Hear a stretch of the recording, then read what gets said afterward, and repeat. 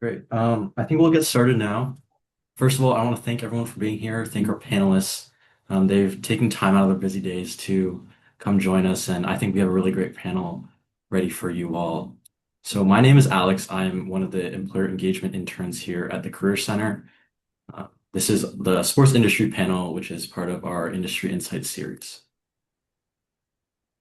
Tonight, we're going to go through introductions, meet our panelists, then I'll lead a panel discussion with some questions, and then we'll go into student Q&A. So if you guys have questions for our panelists, think of those now and you'll have a chance to ask them. And then we'll go through some closing remarks.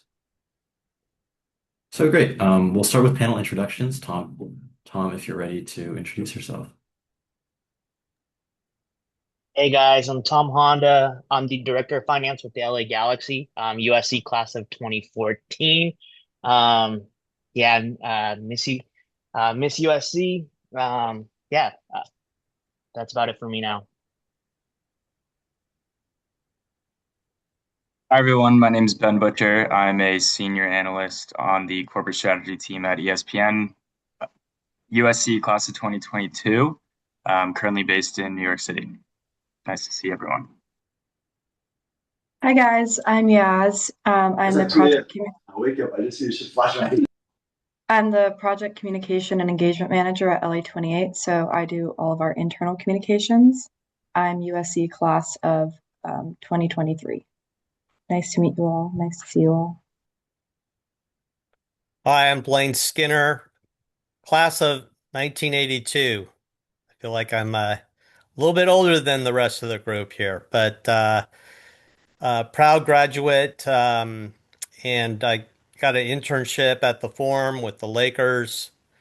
At that time, worked out to be a part-time job and a full-time job, and I spent 38 seasons with the Lakers. Uh, I started at the Forum in the public relations department and then transitioned to corporate partnerships. And after 38 seasons, I decided it was time to do my own thing. So I started a consulting company in 2020 and have been concentrating on consulting assignments and projects. And also, I'm on a few boards in the nonprofit space, all related to sports.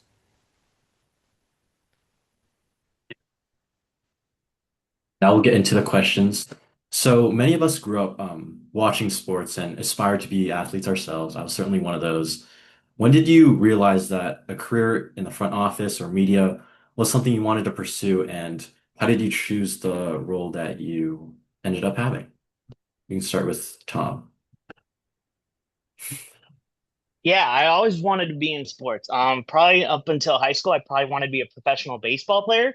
As soon as I figured out that was really not an option, I've always wanted to work in the front office of the sports team. For me, I had to pick a career where, I could kind of use the things at school that I was really good at, which was accounting. So I first went into accounting, did about 10 years in public accounting. And the whole time I was within public accounting, I was always looking to work my way into sports. But as you're probably aware, right, even in the city of Los Angeles or like the biggest cities like New York, there's only so many teams to choose from. So I kind of had to wait my turn, do my due diligence on where I wanted to be and just kind of earn my stripes. Worked in the again the public accounting space for 10 years, earned my CPA, and yeah, I was looking basically my entire time, but uh, recently, this Galaxy job opened up. Well, it's been about 3 years now, but and yeah, so that's when I made the jump. It's not every day that you see an opening that you want within the sports industry. So yeah, I guess my biggest thing for you guys is to always be on the lookout and um, kind of work your way up, right? So yeah, that's it for me now. Great, Ben. Yeah, I'm definitely a little different. I think when I was at USC, I was on sort of a management consulting track.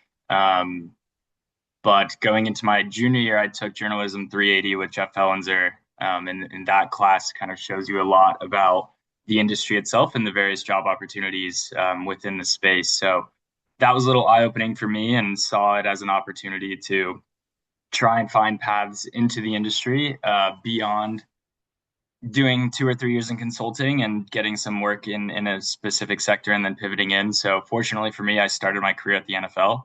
Um, Sort of jumped in at the league level in a rotational program, touched on a bunch of strategy and finance roles, and then after that program was coming to an end, was really wanting to sort of stay in strategy and corporate finance, but really tackle sort of an emerging trend within the industry, and thought working in media, given this sort of general shift to uh, direct consumer and sort of a declining linear business, was interesting. And obviously ESPN is sort of the forefront of that. So was able to, kind of to Tom's point, the opportunities don't come up often, but was able to keep an eye on job boards, and the right one came up, which got me to where I am now. Nice. Yes. I'm kind of similar. I found my passion for sports when I was probably in high school. I was like 15 or 16. I went to a school with magnet programs, so I took this intro to sports editing class, and I'd always loved making, highlight reels for friends. And then I realized that that could potentially be a job. I didn't have a strong understanding of all the jobs that you could do in the sports industry at the time. It was pretty basic in terms of broadcast production or psychology and sports medicine. And then when I got to USC, it definitely opened my eyes up to all the different careers you could have. Similar to Ben, I took Professor Fellenzer's Journalism 380 class, and had the honor of meeting Sam Cunningham, Jerry West, a ton of people who had different roles or were athletes themselves. And I had a mentor once tell me that I was going to figure out what I liked more so through what I didn't like. So it's kind of just a series of trying out different jobs in the sports industry. I worked in production, I did talent development, I worked for the Kings in social media, eventually getting to the point where I loved a little bit of everything about those jobs, but it wasn't my entire passion. And then I realized in a job that I had at an agency that I was quite talented when it came to internal communications and being a really good communicator between different teams and working with senior leadership. And the role at LE28 came up, and like a special tidbit is that I found out I had an interview for the role on my birthday. So I figured it was kind of like a pretty lucky day at that point. And then it just seemed to align. And I've realized specifically, honestly, at LA28 that my role will probably continue in internal communications. Wayne? So I remember when I was a kid, my parents took me to a USC Stanford football game at the Coliseum, and I was so in awe of the energy from that event that I think that's the day I fell in love with sports and wanted to be involved in sports in some shape, way, or form from that day on. Uh, like Thomas, I had dreams of being a professional athlete. That soonly became not a reality in my world. Um, and I heard about this curriculum that USC had at that time, and we're talking the early 80s. It was called Sports Information.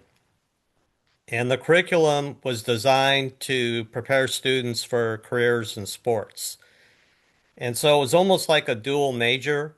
You took classes in the School of Journalism and also in the physical education department.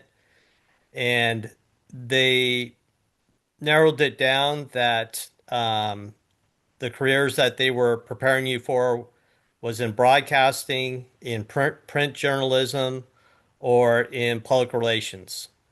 And the thought process was if you're going to promote sports, write about sports, or broadcast about sports, you had to understand sports. So that's why they had the physical education classes. And part of the curriculum involved a mandatory internship. So again, we're talking the early 80s, and internships just weren't that prevalent at that time. Um, but I got placed at the sports arena, which was the arena where the BMO Stadium sits now. But USC basketball used to play at the sports arena. the Lakers when they first came to Los Angeles, the LA Kings played at the sports arena. They had concerts and all the special events of that day took place at the sports arena. Really, the sports arena was the forum before the forum. So I did that for a semester. I got my university credit, and the administrator at SC who oversaw the internship program asked me if I'd like to continue doing an internship. At this time, it'd be at the forum. And she quickly warned me that I wouldn't get university credit and I wouldn't get paid. And really, that was the least of my worries. I just couldn't even believe I was being offered the opportunity.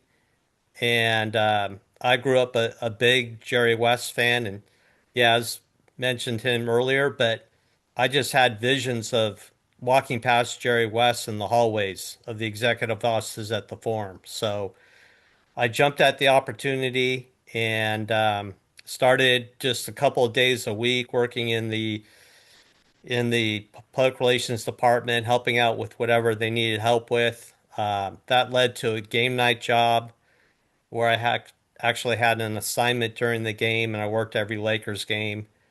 Uh, that developed into a part-time job and then a full-time job. And after a few years, I transitioned from public relations to corporate partnerships.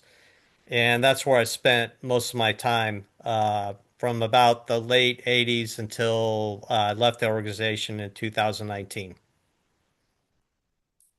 Wow, that's an awesome journey and some good LA sports history in there too.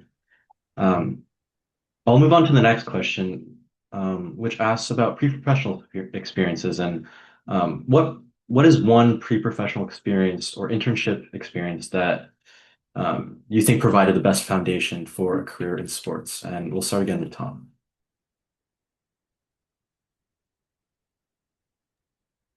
Yeah, so for me, the pre-professional experience that I really um, took away a lot from is my experience while at USC within the Pi Kappa Alpha fraternity.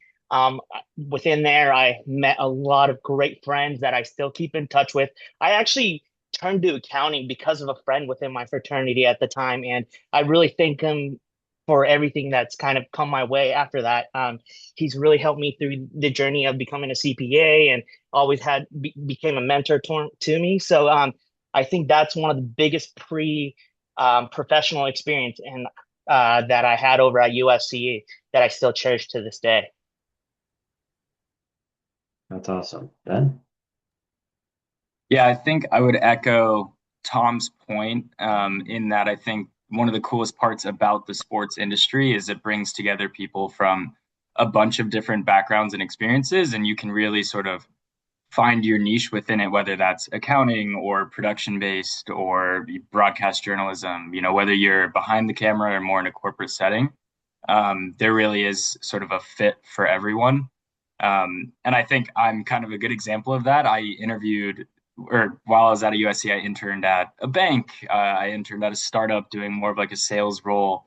I did do one sort of sports specific internship at Warner Media doing sort of strategy and insights. But, point being, there's really endless opportunities for any sort of niche that any person is interested in or after. Great. Yes? I think I probably have 2 points, and one is pre-professional and one is academic. I would say for me, the thing that comes first to mind was my time at the LA Kings. So I had wanted to work in hockey for a long time, but at the time I didn't know how I was going to break into it. I didn't have any family connections in hockey. So I took an unpaid, somewhat internship as a social media manager for USC men's club ice hockey team. And then I worked as a journalist for a Brooklyn-based publication, writing about West Coast NHL teams, probably about a year prior. And I kept an alert on for the LA Kings in case they had an assistant role or intern roles. They hadn't had interns in a few years, and it ended up being that I had finished my second internship at Fox Sports, and there was a position, and I was on my phone and saw it for a social media intern for the LA Kings, and I applied, and I ended up getting the role because of the hard work that I'd done on my resume before. And that was probably one of the most foundational experiences because of the hard work that I put in to get the role, if it had even existed. Um, and also, I had a really great boss, and he showed me the ropes of working in the sports industry. It was my first time fully working for a team. When I was at Fox, I worked for the Dodgers a little bit. Hockey is changing a little bit now, but at the time, it was still pretty old school of everyone comes in suits and slacks, and they showed me kind of the ropes of what it meant to be like really professional in the workspace, how a great boss can, change your career. And I was the only front office intern, so I was allowed a lot of leeway to work with other teams. So opened my eyes to, working with King's Care Foundation or working with the community. And it gave me a lot of, insight into the industry. The second thing would probably be what I mentioned earlier, which was Professor Fallinger's Journalism 380 class. The speakers that he brought in worked for, a vast range of sports teams or different sectors of the industry. So I really paid attention in those classes to figure out what I wanted to do. It really helped me kind of hone into that. So I'd say that those were probably two things that come to mind when it came to building my own foundation in the sports industry. Yeah. Sure. So again, we're talking the early 80s, and internships just weren't a big thing then. There wasn't a lot of available internships. Thank God SC had the curriculum where it was mandatory. And when I did at the sports arena, that just kind of exposed me to a business setting and how people conducted themselves in a business environment.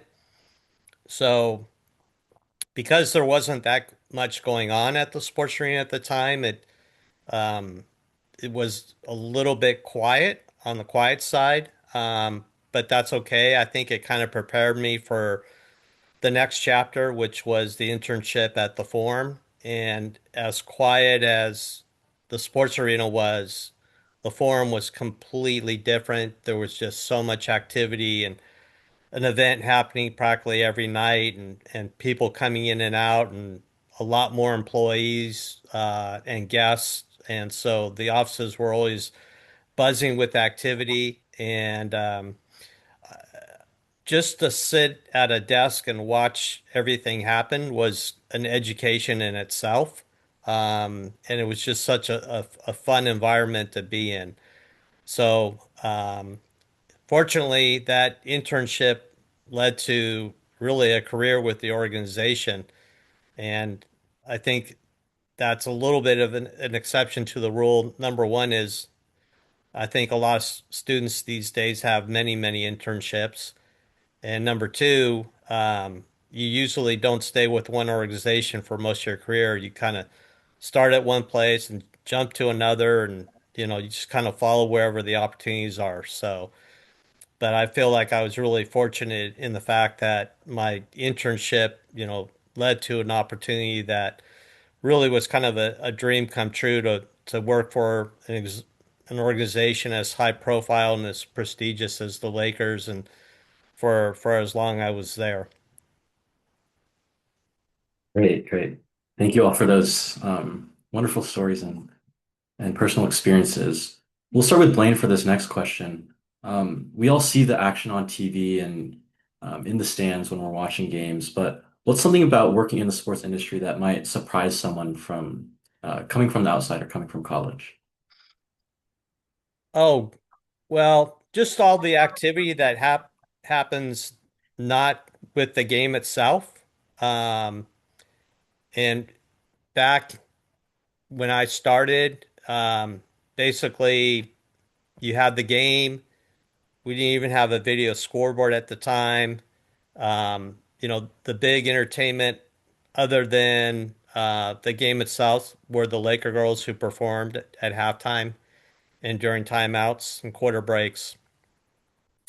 But there's been such an evolution now with you buy a ticket to a game, it's more than just watching the game. It's all the activities that take place in and around the game. So it starts almost in the plaza area outside the arena where there's all sorts of activities. And then you enter the lobby and there's all sorts of sponsor lobby booths and different activities taking place throughout the concourse. And then during the game itself, there's always activity going on. And it's not just on the court, even during the court itself. You've got the ribbon displays, you've got the scoreboard, and so it's just constant activity going on. Um, and then also anybody that works for a team realizes, you're not there to watch the game. You're there to entertain clients, make sure the on-court promotions are going to take place and done in a professional and smooth manner. Selecting contestants for the on-court contest, making sure their sponsor booths are up and running, and hopefully there's traffic being directed to that area. There could be a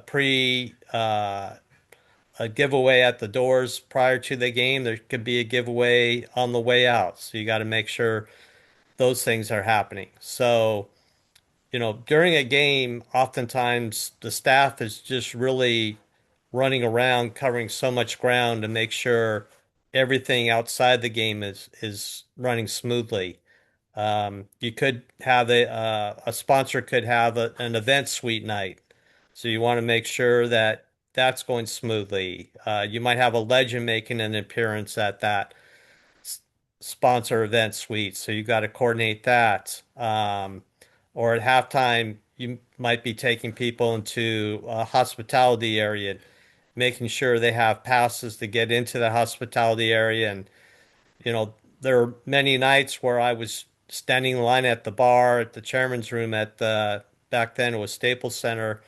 I'm buying drinks for my clients, and so you hope you have a good relationship with the bartender because you want to make sure you get the drinks to your clients as soon as possible.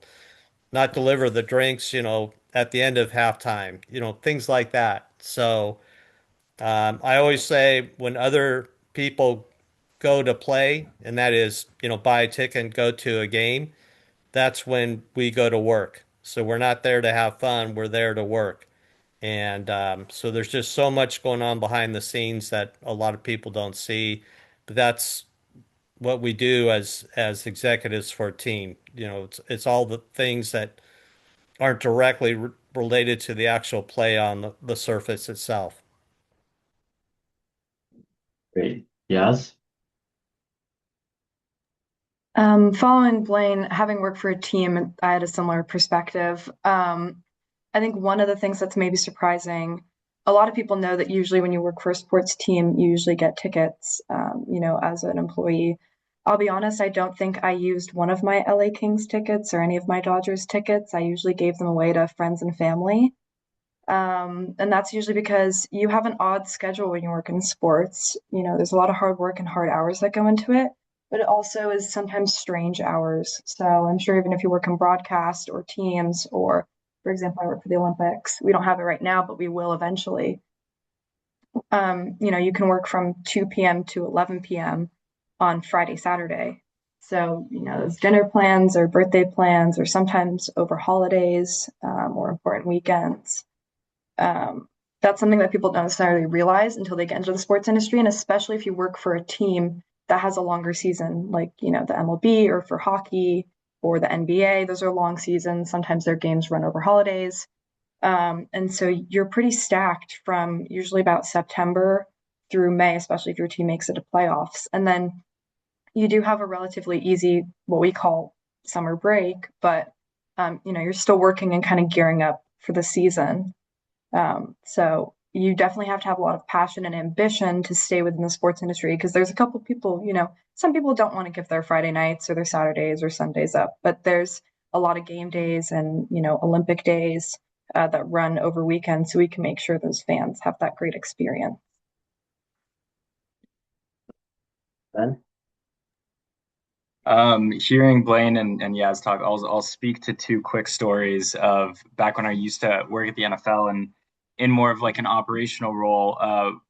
and I think it all relates. One, I have a friend who actually is a USC alum as well, and his sole job at the Super Bowl is to make sure that whoever gets MVP is on camera saying, what are you gonna do next? I'm going to Disneyland, right? So like things behind the scenes, those people are just like stressing the entire game, not really enjoying the game, just to like the second the game ends to get on the field and do that. Another interesting story is one time I was working the draft, and Bud Light and Jason Kelce had agreed for Jason Kelce to chug 2 Bud Lights on camera right before the Eagles did their draft pick. It was my responsibility to run across the stage and across a swarm of like 50,000 people to go to the bar, get Jason Kelce 2 Bud Lights, bring it back to him in all the span of like 5 minutes so that he could get on TV smashing 2 beer cans in his face. So just echoing their points of like a lot of super random hard work that is done behind the scenes to get some cool shots for the viewer. What I will say just about my job now, being in more of like sort of this corporate function at a larger media company, the average workday, there are days where you kind of forget that you work in sports. I think, it's very typical to your heads down in an Excel model or heads down building PowerPoint decks or in meetings on, executive decision making. And oftentimes I think it can feel like you're in just like sort of a standard corporate job, and sort of the glamour of sports almost fades. But then every now and then there'll be some event or some story like I just shared that'll sort of bring you back in. That's awesome. Tom? Yeah, to put in the perspective, right? So there's 11 soccer players on the pitch. To make that happen, about 200 to 300 workers anywhere between game to game days are all at work, hard at work, right? So that kind of puts you in perspective of how much work that actually goes into this. For example, at least from my perspective, um, every day is basically, the day-to-day operations from a financial and an accounting perspective. So I do, the financial reporting, the working with the ownership group, the day-to-day expense reports to revenue recognition to everything accounting related, right? So these are nothing that's glamorous or anything, that like I would brag about or anything. But what makes it really cool is the fact that if I have these day-to-day operations down to, a science where I just have it and I know exactly where I need to go, what I need to do. Then when the big things come, like the big ticket items, the big games that kind of come your way, or a big acquisition that needs to happen, right? When those things come along, if your day-to-day operations are all down to a science, then you're ready to take those roles. You're ready to take on those like new, things that come in and still not compromise your day-to-day operations. So I think, us sports industry workers like Ben, Yaz, Blaine, myself, we put in the work on non-game days more so than the actual game days. So we're ready when the game days come, right? Yeah, that's some great insight. And just as a reminder to all the audience members here, we will be going into doing Q&A eventually. So you can drop your questions in the chat or just think about them and then we'll get to them soon. Okay. Tom, I'd love to ask you a question. I'm an accounting and finance student at the Marshall School, and Yeah, saw that. how do you work between departments to ensure that everyone is aligned towards the same objectives? How are you working interdepartmentally? Yeah, so it's constant communication, right? So some of the biggest parts of my job is setting the budget for the entire year. So for example, 2026, starting around September or so, I would set a budget for every single department. That's including all the way to the first team, all the way down to our academy and our other ventures. And for me, it's getting the budget done in say Q4 of 2025. And right now, in January and early parts of February, I was closing the financial year for 2025, right? And then now my job moving forward is making sure that the 2026 budget we set in late 2025 is being followed by each and every single department so that when 2026 wraps up, right, we're hitting our goals, we're hitting our KPIs, and we're making sure we're doing um, everything to the extent that ownership expects us to be at. And so that's probably the biggest part of my job. And that's where I work with every single one of the departments, chasing every single dollar, right? To make sure we're all on the same page. And it's obviously, as you could probably tell, it's not the easiest task, but sometimes I have to play the villain, right? There's a department all the time that, goes above and beyond their spending, you know, um, restrictions, right? And then I have to be the bad guy to kind of reach out, making sure they kind of get it under. They have to shave from certain areas to kind of meet the goal on the back end, right? So, being able to play the bad guy to departments as well is a really important part of my job as well, unfortunately. Yes, I can definitely see that how that happens a lot. Ben, I'll move on to you. And the sports media landscape is something that's constantly changing. There's always new rights deals, a lot of streaming now. So how have you been able to thrive and adapt in a changing sports media landscape? Yeah, you definitely have to be comfortable in ambiguity, and sort of comfortable in the unknown. To your point, when we look at rights deals and we sort of think about the valuation, the way we have sort of ran that process has changed drastically in the 2 years that I've been there, right? So every, it almost feels like every deal is new and we kind of have to start from scratch. But I think that's how you sort of maintain your competitive edge at the same time. From the perspective of sort of like ESPN specifically, I think it's generally just the strength of the overall Walt Disney Company. We obviously have sort of our cable networks, but we're also able to distribute across new platforms like ESPN Unlimited. We're able to distribute across ABC, Disney Plus. So having that strength as sort of like your backbone is really solid in terms of competing against the broader market. Yeah, that's really interesting and interesting insights that we might not know had you not joined. I'll move on to Yaz. And Yaz, I since connecting with you and I reached out on LinkedIn to get you on this panel, and you seem to be very active on LinkedIn. So, from your perspective, how can students network with people? What's the best way to reach out? And then how can they make an impression when doing networking that they'll hope helps them get a job in sports? Yeah, absolutely. I was once in that position, so I totally understand what that's like. I would say is similar to in sports, how we find a lot of, human moments for storytelling. It's the same thing when you're connecting with somebody, the person on your screen is a real person. So find something more than them either just being alumni, like find something personal, whether you shared a sport growing up or if you went to a similar school or from a similar area, if you have, the same interest when it comes to career. Find a human element rather than just like maybe just career and just alumni elements. It'll make people more inclined because you did the research to get to know the person prior to connecting with them. I find that typically gets someone to want to connect with you. And networking isn't just a one-time phone call. It's a relationship. So you're building relationships with people that you will hopefully and want to keep for the future. Sometimes those relationships can turn into mentors.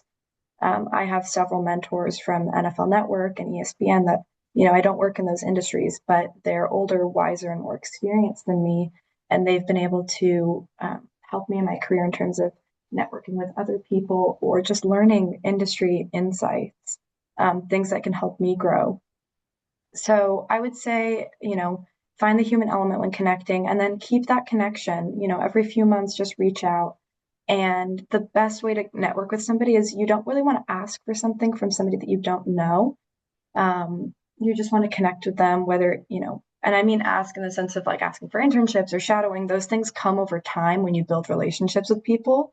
Usually it's, questions about their journey or advice, and be really thoughtful when you have questions to ask somebody, because ultimately the whole point of the conversation is also for you to grow in your own career. So if you're interested in the role that they do, what are you really curious about learning that you don't already know from their LinkedIn bio or their job description, that you want to know more about? So I would just say, continue to build relationships and maintain those relationships. I have several relationships that I've maintained from my time at USC, from guest speakers that I met, or people that I personally reached out to. I still, to this day, I look at Professor Fallinger as a mentor. I talk to him all the time about things that are going on at LA28 or things in our industry. Same with my mentors at ESPN, or same with just people in my network. Then I'm also constantly always networking. LA28 is a temporary organization, so there will only be a select group of us who stay for a little while after the games, the Paralympic Games finishes. So I also have to keep in mind for my next role as well. Great. Thank you. And then I'll go on to Blaine, and just as a reminder, we will get into Q&A very shortly. So just think of your questions. So Blaine, you spent 40 years or a little under 40 years with the Lakers, and you finally decided to switch into consulting and starting your own firm. What encouraged you to make that switch, and why did you end up in consulting?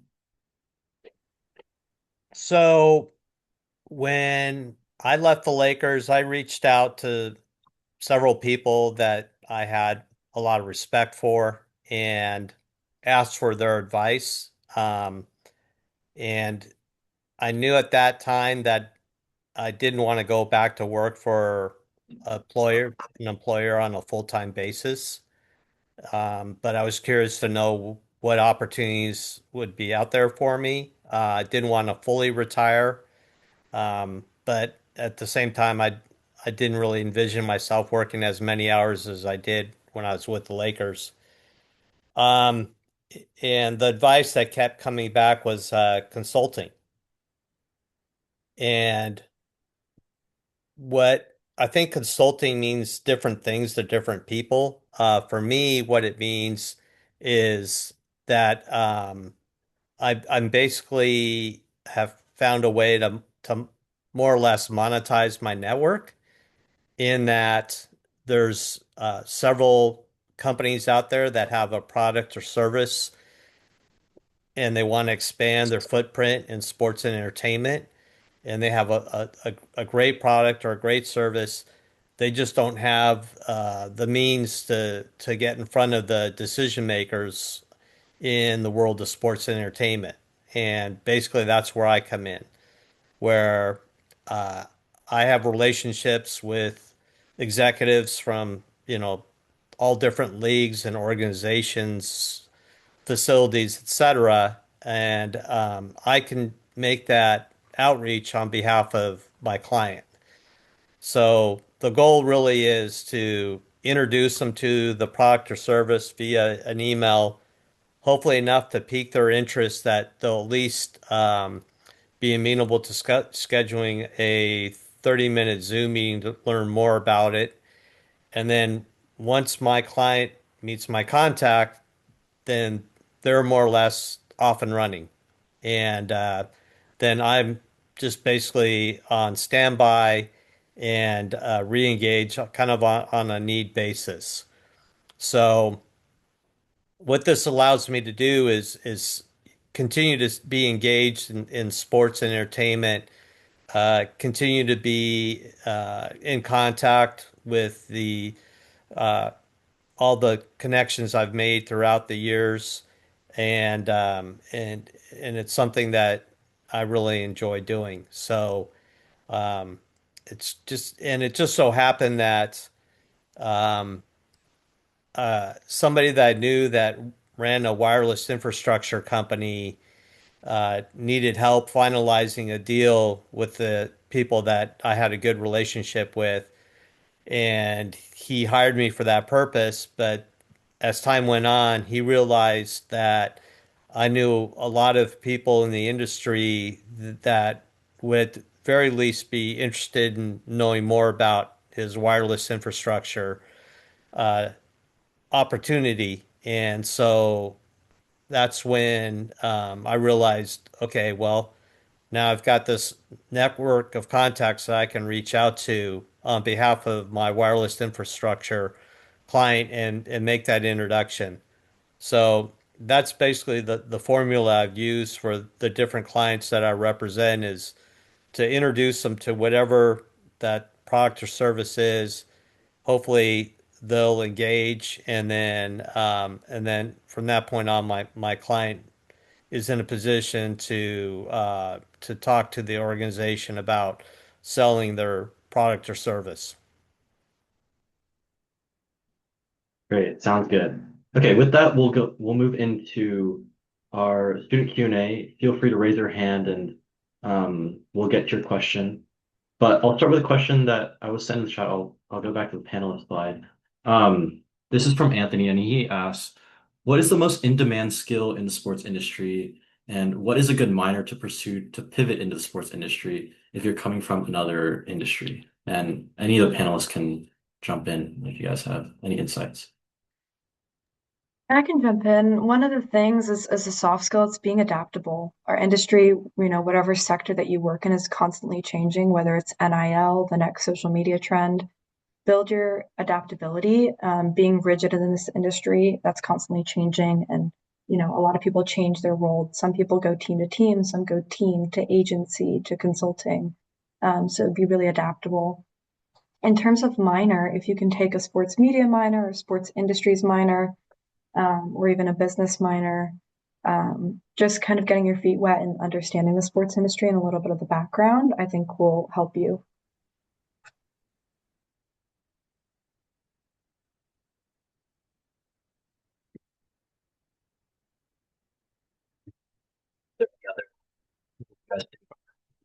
Well, to the sports industry.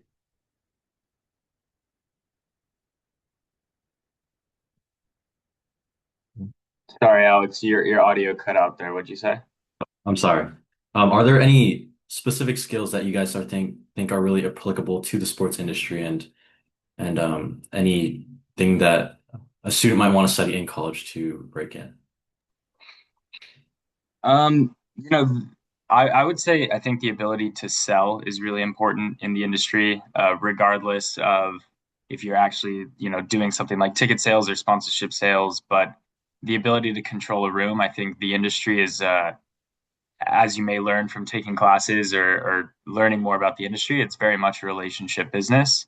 And it's a very small business. So who you know matters. And to Yaz's point, like people jump around from networks to teams to leagues and to various organizations, and there are only a handful of each of those. So it's a very tight-knit world, and the ability to sell yourself and maintain a really strong reputation, I think, goes a really long way, more than it might for other industries. In terms of sort of classes you could take to sort of enhance those skills, I mean, I think it's more networking, it's more sort of understanding the industry itself. But you know, again, that's kind of the beauty of it, and the point I hit on earlier of you can study whatever you're interested in, whether that's AI or business or finance or journalism or computer science, and there really is sort of a fit at any league, organization, media company, whatever.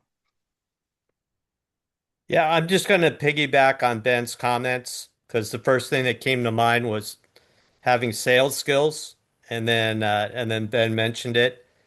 Um, it's so applicable in so many different areas, but really to be able to sell yourself and to sell the product is really important. Uh, and what that kind of boils down to is just having very good communication skills. Um, but it's funny because when I was in corporate partnerships, I sold sponsorships, and it was clearly a sales job. But then when I looked back, my start with the organization was in the public relations department. And that's what I studied at USC. Most of my classes in the School of Journalism were public relation classes. And so I kind of fancied myself as a public relations professional. And but at that time, I didn't realize it till I looked back. But my job was a sales job because what I tried to do is sell an idea, a concept to a journalist. So if we were having, let's say, the Globetrotters or the circus or the rodeo coming to the forum, I would reach out to media representatives from the local broadcast stations, the newspapers, now would be internet sites, uh, and would pitch an idea on them doing a story or a feature on the events that were coming up. And really, that was a sales job. I needed to sell an idea or a concept to a hardened media person on why they should do a feature on an upcoming event or a performer that was associated with that upcoming event. So, and then sales really transfers to so many different industries. So let's say, you decide to pivot from sports into something else. A company can always use a good salesperson. So, and the other great thing about sales is that you have some control in your compensation, right? Because every sales job usually comes with a commission and bonuses. So if you're good at what you do and you work really hard and you have some success, you see the fruits of your labor. You get paid additional money. And so for anybody that's motivated to make a lot of money in their career, sales is a pretty good avenue to go because you have control of what your compensation is going to be. Great. And then, Yeah, oh, go ahead, John. yeah, and to piggyback off of that, right? I know the question was what class should I take? I think you're at the school for sports and entertainment, right? Recently I attended a USC Sports Business Summit. Some of the panelists on that were amazing. Last year it was Michael Rubin, and this year it was Scott Boris, and the connections you could build at USC is second to none. Let's for example, right? The president of the LA Galaxy, a USC alum. I think if you look across all the sports teams within Los Angeles and probably the greater California area, I think USC and probably UCLA, well, we won't even talk about them, but are probably the biggest represented schools. And that's not by luck, right? It's because we have such a strong network, such a strong alumni backing. So I think the answer to your question is not necessarily one class, but it's this school and taking every opportunity. For example, like attending this, panelist network or attending, sports business association, sports business summits, taking every opportunity that USC has to offer and just running with it because there's no other school better than this for it, right? Yes, it's definitely a privilege to be at USC, and I hope we can all take advantage of that. The next question is in the chat. Caleb asked it, what path do you recommend for someone who wants to work in broadcast or print journalism for a big brand or a professional sports team? If any of you guys have any insights on that. I'm extremely biased, but obviously you should work for ESPN. No, just kidding. I think I think it really kind of depends on the sort of like sports within the portfolio is the advice that I would give, right? Like if you look at, for example, ESPN sports portfolio, they cover the PGA Tour, they cover the NFL, they cover the NBA, the NHL, CBS, Fox, they might cover different areas, right? To Yaz's point, if you want to cover the Olympics, you have to work for NBC. So I think that's one way to think about it, is to first sort of think about what sports are within the portfolio. But from there, I think all the media networks do a great job of covering all things journalism.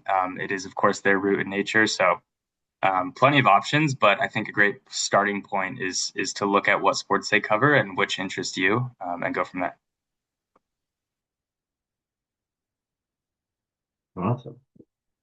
Anyone else want to speak on journalism? I was a journalism major at USC, and I wrote for Annenberg Media at the time. So I feel like if you want to work in print or broadcast journalism, is definitely make sure that you're taking internships in those fields. Or if you can't get an internship in that field, then write for USC. You sign up for the sports section of, or be an editor or be a writer. So that still serves as work on your resume. It's not just necessarily for fun. Those issues that go out are really important to keep up to date on what goes out. And when somebody looks up your name on Google, those articles still come up from USC. So I would say first is take advantage of the opportunities at USC, and then go further and take advantage of any internships. I work for Fox Sports, so I worked in the broadcast sector in two different areas. I did creative production, and then I went on to talent development under Jacob Ullman for a little bit. And so there's different areas within the broadcast world. But if you want to do specifically print, then I would say get your feet wet at USC, see if you really like to do writing and editing, and then move forward and look for an internship in that space. Great. And just a reminder, if anyone wants to ask a question themselves, you can feel free to raise your hand, and we'll get to you.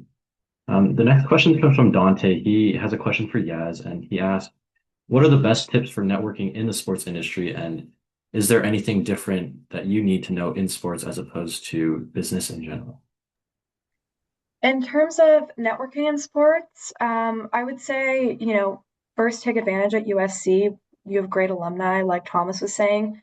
Some of the biggest names in sports are from USC. They work not only in California, but they also work nationwide as well. If you have guest speakers that come to your class, take advantage, really get to know them, ask for their email, follow up with them. From there, I would say look for, join a club, whether it be Sports Business Association. For women in the field, I'm a part of WISE, which is Women in Sports and Entertainment. There's a lot of great guest speakers that come. We had a dinner with over 100 women who work in sports. There's several organizations that you can join in the LA area. For students, the fee is usually quite cheap or free. I would also say take advantage of, there's a lot of student nights. I know that when I was at USC, I went to a women's and sports night at the Anaheim Ducks. There's several events that go on with LA Galaxy or LA Kings. There's job fairs where you can network with people in the LA area. Those are completely free. It's just your time. It's just really dedicating time and I would say almost like scheduling it out, like, schedule out networking to people once or twice a week, schedule out going to events if you can. What was the second part of the question? Sorry. Is there anything different that you need to know in sports as opposed to business in general? I don't think so. I mean, kind of what Ben was saying, like you can do any major, take any minor and work in the sports industry. If you're interested in accounting, you can do accounting in sports. The only difference is I think that you're in an industry with people who really, really love teams or who really love that specific sport that you work in. I stepped out of the sports world for 2 years to work for an agency in biotech and, upcoming AI businesses. And the thing that made me come back to sports and realize how much I appreciated it was that I was surrounded by people who didn't, care about the Stanley Cup finals or, look at the score of an NFL game. And so you realize that you're surrounded by people who are really passionate and really love what they do, and really love usually the team or organization that they're working for. I think that's maybe one of the biggest differences. Just to add on that quickly, I do think it is really important while you're networking and when you're having these conversations to be able to speak on the industry. So we've mentioned a lot of like taking Professor Fellinser's classes, for example, to sort of increase your knowledge beyond just being a fan. And I think another way to do that is just to stay up to date on all the various newsletters and sort of sports business articles that are out there. So like subscribe to Front Office Sports, read the Sports Business Journal, read through the headlines on Sportico. Going through that stuff will allow you to start thinking less like a fan and more like someone with a business mind within the industry. And that'll help you go a long way in your conversations as you're networking. Great. Thank you guys both. We'll go to Anthony for a question. Yeah, so my question is more tailored towards Tom and Ben. So I've spent most of my life playing soccer. I played semi-pro soccer in Denmark. I played college soccer in the US before transferring to USC. And you guys mentioned earlier that the work isn't always about like the sports in the way we might expect. So since I know, Tom, you played baseball growing up, do you guys still find the same like level of satisfaction working behind the scenes as you did competing? And also, how would a person like me know if the sports industry is actually the right fit um, for, for someone who like loves the game but is kind of moving towards a corporate role? I could kick that one off. Yeah, good question, Anthony. So I guess the satisfaction is kind of a little different, right?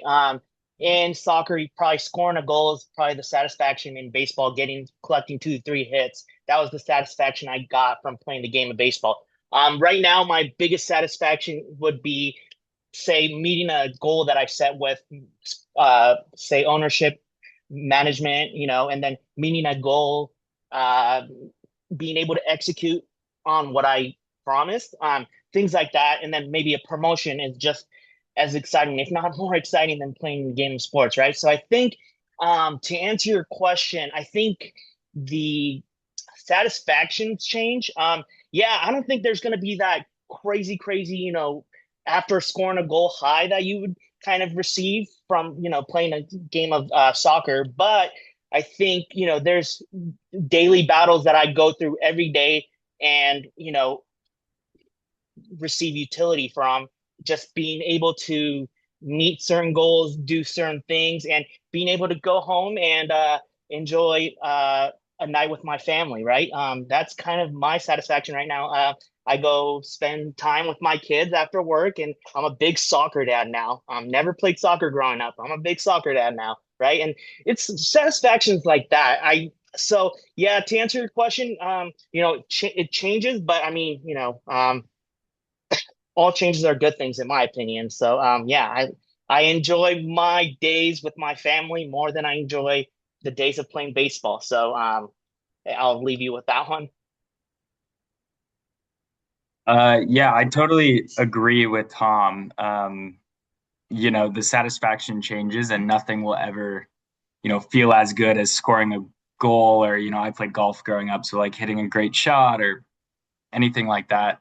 Um, that being said, I will say, working in sports definitely opens up the opportunity to, um, get unique opportunities that you might not get elsewhere, right? Like the opportunity to go to a really big game that you're passionate about, the opportunity to meet an athlete that you grew up like really admiring. Those types of interactions are really not something you would get outside of sports, even when you're in a corporate function. So the satisfaction might change, but the ability to sort of still be a fan and still feel close to it, you can find those opportunities, right? And then just beyond work, right? You can still go play intramural sports or go play pickup or go on a run and get the sort of like sports satisfaction there. Thank you so much, guys. Okay, our next question comes from the chat. It's from Jillian. She asked, within the sports industry, I'm hoping to become a sports psychologist. Do any of you have knowledge about psychology in in the sports industry? And if any of you have past or present job experience in that area? If so, do you have any tips to share about the field?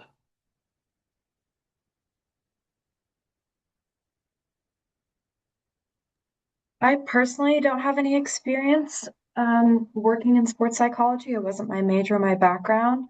When I worked for the Kings, they had several sports psychologists, nutritionists. They have like an entire wellness team for players. I would definitely say it, from what I understand, that it can take a little, there's limited positions on teams for psychologists and for nutritionists and people in those fields. Usually they're a little bit older. They have, they're a little bit more seasoned and have time under their belt. Most people I know start out typically in a college setting and then move on to the pros eventually if you want to work for a team specifically. A lot of people also do like sports or business psychology as well. You can work if if you don't want to work for a team, you can work for an organization, and there's business psychologists that work for organizations. Um, but in terms of like any specific information on sports psychology, I'm not an expert in it, but that's my experience with it.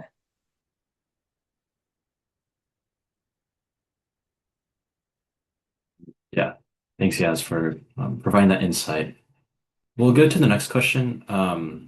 Bradley asks, first of all, hi and thank you all for speaking today. Do you have any advice for someone interested more in the corporate and partnership side of the industry?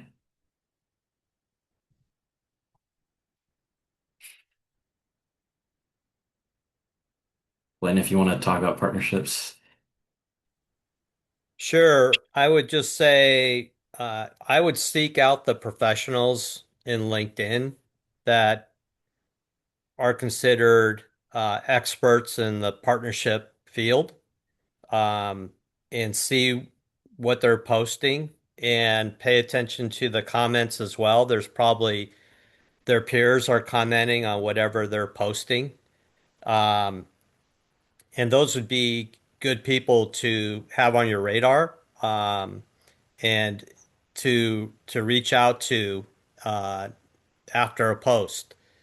So, Yaz kind of touched on it earlier, is that LinkedIn provides a platform where you're just a few keyboard clicks away from potentially connecting to somebody that's in the industry.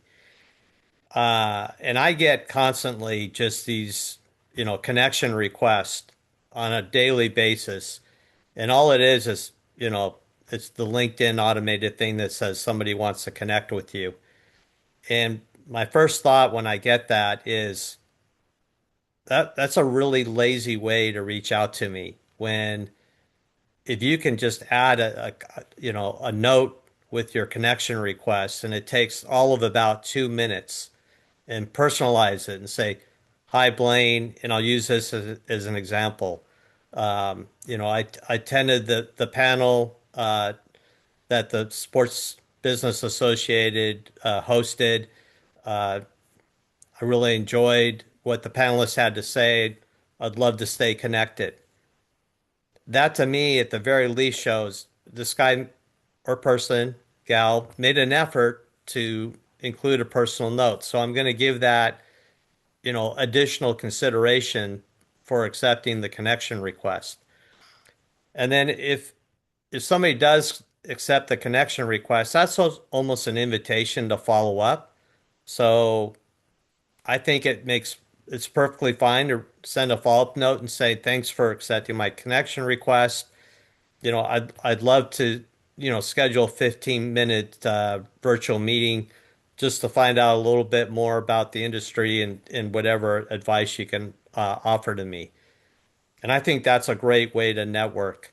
And I do have this advice as well. It's like I would be as proactive in as making many connections as possible, because if you're looking for a career in this industry, you're going to need somebody to help you get that start.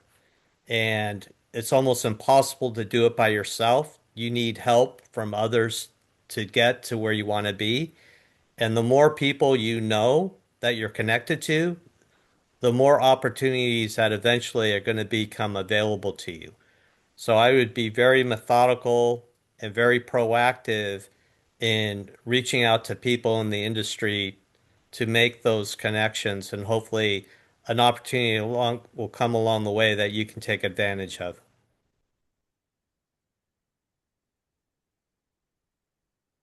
Great. Um, there's a question for Tom, and they're asking, what in your experience, starting in public accounting, how's that translated over into your role at the LA Galaxy, and what have you learned from that? Yeah, so with public accounting, right? You work about 60, 80, and sometimes 100 hours during what's called the busy season. And I think my biggest takeaway from that is there I learned the work ethics, right? Um, I knew how to get the job done. I knew that if I put my time and effort into it, it was going to get done. I think that kind of directly translated over to what I do with the Galaxy. My job is not your typical 9 to 5. Um, with the Galaxy, things come up and it might require me to stay extra late, long night hours. But I think what I took away from my Big Four experience is that, you know, I'm always going to be up for the task. I'm always going to be able to get it done because I know that I have that know-how, right, of getting the job done. With my time at the Big Four, I I have about maybe 10 to 20 clients over the course of the year. You repeat that over almost a 10-year, what's it called? 10-year, span, you are connecting with hundreds plus, right, of clients. So I've experienced things like, I've seen fraud, I've seen some of the most technical accounting, SPACs, IPOs. You get this abundance of experience, right? And then I was able to take that and apply it to the Galaxy. And it's not necessarily like, something that you apply a certain skill of. It's just the overall experience that I'm able to apply. So I think what I took away from that Big Four experience was that, hey, hard work always pays off. The hard work's always going to be noticed and recognized. So always put your head down, keep going, work hard, and someone's always looking, right? Someone's always going to give you that opportunity. I think I landed with the Galaxy because I had certain people that were in my corner that were backing me. And yeah, so work hard. I think that's my biggest takeaway, and hopefully that answers your question. Great, thank you. This our next question is from Matthew. He asked Ben and Yaz, for students interviewing for summer internships at places like Fox Sports or ESPN, what tips or advice would you give for the interviews? Yeah, I can take it first. I think it's kind of what I was hitting on earlier of you want to really understand the state of business, whether it's ESPN or whether it's Fox or NBC, right? If I were to ask you a question of like, why do you want to work for ESPN? And you say like, oh, well, I've always been a fan of SportsCenter my entire life. Like that's a good answer, but it's not a great answer, right? You want to understand sort of the key changes that we've made to our business recently, what the impacts of Disney's new CEO might be on ESPN. You want to have an opinion on some of the business decisions that we've made in the past 2-3 years, and all of that is publicly available via Front Office Sports, Sports Business Journal, Sportico, to plug those news sources again. Studying up via that and being able to speak in it in interviews again beyond just being a fan of the brand, I think is really important. I would echo what Ben said, is having good industry knowledge will definitely get you further because you can have better conversations. But in my own experience, being really personable in an interview will get you a lot farther. So I'm naturally an extremely shy person, so coming across bold and confident is practice. Like anything else, negotiating salaries, interviewing, it's all practice. So I'd say practice with your friends, practice with mentors, practice with professors if you can, even with your parents. It will help you hone in your answers. I would say also I've seen people at LA28, we hire almost 100 people plus a month as we're building towards the games, and that will only continue to ramp. So I see a lot of hiring, I hear a lot of hiring, and if you can showcase your personality, your enthusiasm, your optimism across a virtual screen, I've seen people with that level of personability get hired over someone with more experience or more education. A lot of people want somebody who's a great team player. There's a lot of skills that you can teach someone that they can learn really quickly, but you can't teach somebody how to be optimistic or to be a team leader. One of the other things goes back to networking is build good relationships while you're at USC. Reach out to people on LinkedIn. From my own personal experience, I wanted to work at Fox Sports so badly. I wanted to work in broadcast. I interviewed for 2 internships, was denied.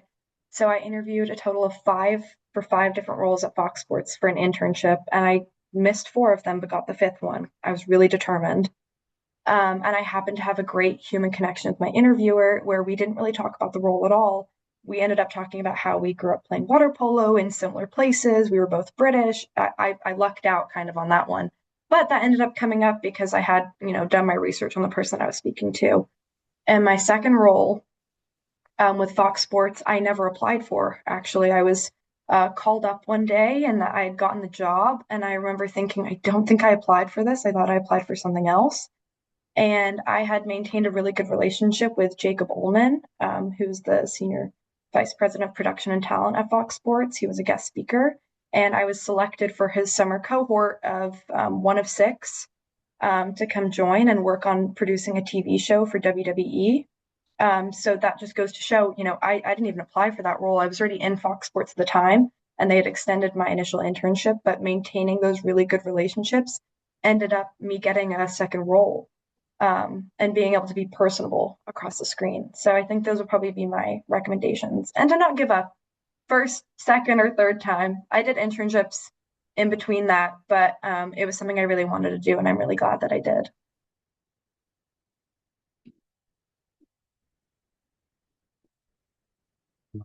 We have questions, another question. What's something that we should include in our elevator pitch? If you guys have any experience from the interviewer end or through your experiences as an interviewee? In my experience as an interviewee and as on the interviewing side, include like a really interesting tidbit about yourself. When I applied for a social media role at the LA Kings, at the time I had social media and I'd had family videos that hit 30 million plus views. So that was basically a personal resume boost at the time. When I applied for a role at LA28, I designed one of the USFL's mascots when the USFL was kind of still in existence. And so we have a mascot at LA28. And so it was one of like the interesting things, an interesting accomplishment that didn't necessarily have to do exactly with the work that I was doing at all those internships and jobs, but it was something that an interviewer could remember me by. Yeah, I agree. I just think it's something unique, even if it doesn't necessarily like pertain to the job or pertain to even your work experience. Like for example, I think I was born and raised in Park City, Utah, and I'm a big ski bum, and I think that in itself is pretty unique. And so like I always start my interviews that way just to sort of break the ice and have some fun with it. So would just try and have something that they'll remember you by. Um, for me, being the ski guy is always a fun one. I I guess agree that oh, sure. having something unique and different that's going to set you apart from everybody else that's submitting that elevator pitch, so you stand out. So it's just got to be something, quirky, something fun, something unique that's going to grab the attention of the person reading that pitch. Yeah, some of the best interviews I've ever had were the interviews where I just basically built a relationship and just had a conversation, not necessarily answering, the boring, plain interview questions. Those tend to kind of stick out much, much more. Again, like with most jobs, right? You spend just as much time, if not more time, with your colleagues, more so than you do your family. So you actually want to work with people you like, people you enjoy, people you're going to get along with, right? So I think that's a really important aspect of an interview is being able to connect with that interviewer and being able to build a relationship and just being a good person, right? So I feel like the only thing I'll add that I didn't mention, and this doesn't have to do with your elevator pitch, but I always think it's important to send a thank you note after you've interviewed. Most people do, not all though, and it really makes a difference. Sending a thank you note will always make you stick out. Yeah, that is definitely some good professional advice. Um, our next question, it might not pertain to your guys' roles as much, but if you guys have any insights, we'd love to know. Uh, one audience member says, "I'm really interested in transitioning into sports medicine and health roles within the sports industry. What would be the most effective pathway for someone with my background to break into this space?" If you guys have any experience working alongside sports medicine or talking to people on those teams. I would say probably similar to my answer with psychology. When I worked for the LA Kings, this wasn't in front office, but With their wellness team, they had a sports medicine intern. In my experience, it's kind of similar. You'd probably have to go get a sports medicine degree, and then through that degree, you typically get experience, like get your personal trainer certification, get experience working at a local high school or college. Similar to psychology, the spots for working in sports medicine, and specifically with sports medicine, you're usually an athletic trainer. They're fairly limited. I will also say that it is not the most high paying job that I know of in sports. So I want to make that known. Typically, the higher paying job in sports medicine is actually the doctor for the team. But usually, if you have a sports medicine role, it's usually an athletic trainer role. And typically, you start out in high school, move to college, and then eventually get to a team. So most people who work as athletic trainers for teams are usually in their late 30s to 40s.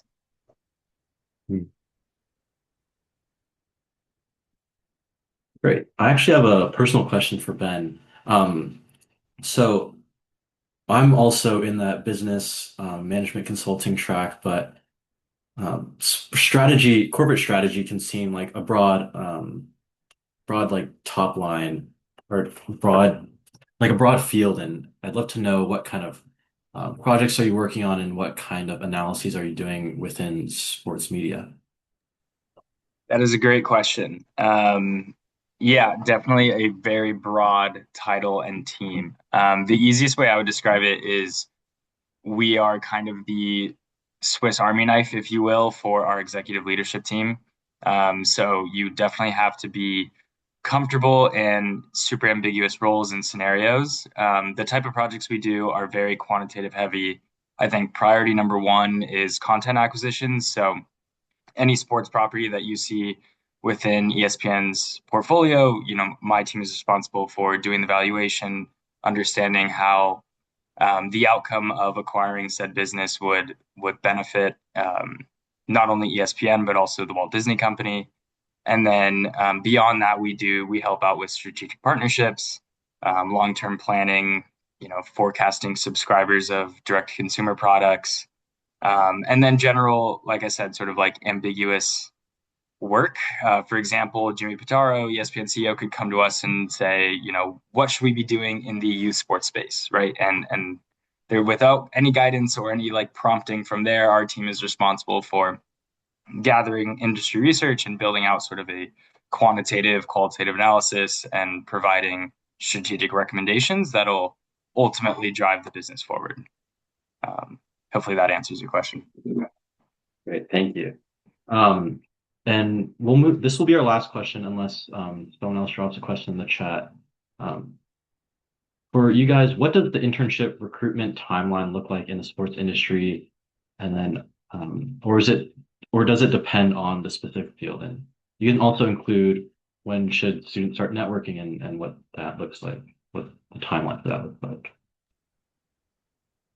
Typically for sports teams, they're going to be posting the opportunities a month to 2 months out before the start of the season.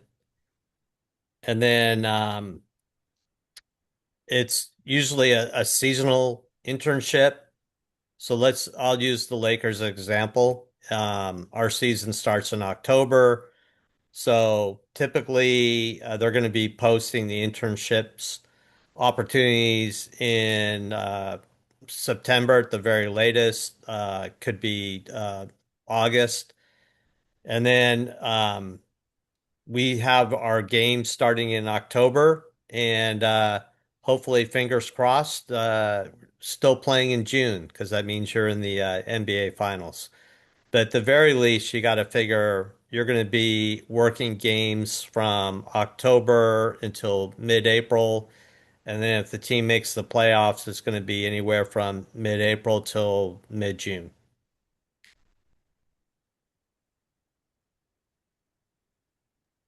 I'd say similar to Blaine, most internships are seasonal, and if you're on a team, they do come out usually about 2 months prior to the season taking place. For example, when I worked for the Kings, my internship started at the very end of September and finished in mid-December. So you usually have a fall internship and a spring internship. At LA28, we released our internships a little while ago. We have summer, I believe we have fall and spring. We also have an additional program for anyone who's gone to the Olympics to do 6-month rotations. So they'll do 2 6-month rotations, one on a team, and then the next rotation will be on an additional team. So they get experience in both areas. I would say, start networking and applying as early as possible. It doesn't necessarily mean that you may get, the coveted internship you want as a freshman or sophomore. My first 2 years at USC, I did a lot of unpaid internships or, unknown internships, but those are still internships where you learn a lot of different things and you build your resume. And you don't need to have all the star-studded, top 5 internships on your resume to eventually get a great job in sports. It's really about the work that you're doing at those internships. Definitely agree. For us, we have a summer internship program. I believe they post in like late fall, early winter, typically for juniors going into their senior year. For the NFL, I think they do and post around a similar time. For those that are interested, that might be seniors that are interested in the NFL rotational program. I guess it's too late now, but for juniors and next year, they usually post around in mid-October, and those applications are only open for about a week. So definitely would keep eyes on the NFL's LinkedIn and ESPN's LinkedIn as well.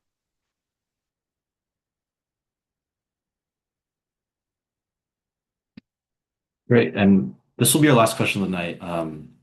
In your experience, how much does deep competitive sports background differentiate candidates when pursuing strategy or analytics roles in major sporting organizations?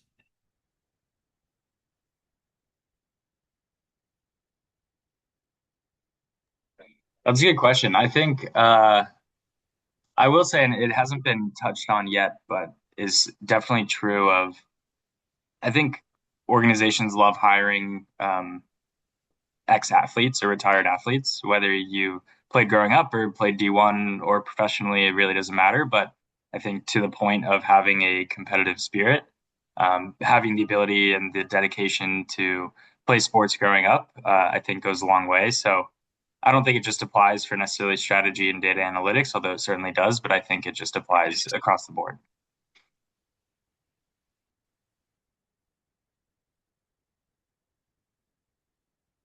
Okay. With that, I want to thank the panelists again for answering all these questions. Um, before we wrap up, we do have a few announcements from the, sorry. We do have a few announcements from the Career Center. This is part of our Industry Insights panel series. We have more panels upcoming that are similar to this. We have beauty, government and law, entertainment, art and design before and after spring break. And then Internship SC is our internship search club program where students give advice to other students on how to pursue careers in whatever industry they might want to look at. And then we also have networking events where students have opportunities to network with professionals. I would scan the QR code. The Career Center hosts a lot of great events, and there's so many great events happening on campus all the time. So just stay on the lookout for that.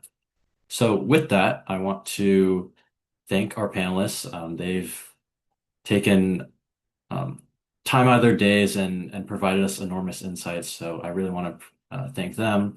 I want to thank my manager, Myra, who's been helping behind the scenes. And I also want to thank all of you for attending the panel. And we hope you all have a good night and have learned a lot. So thank you. Thanks, everyone.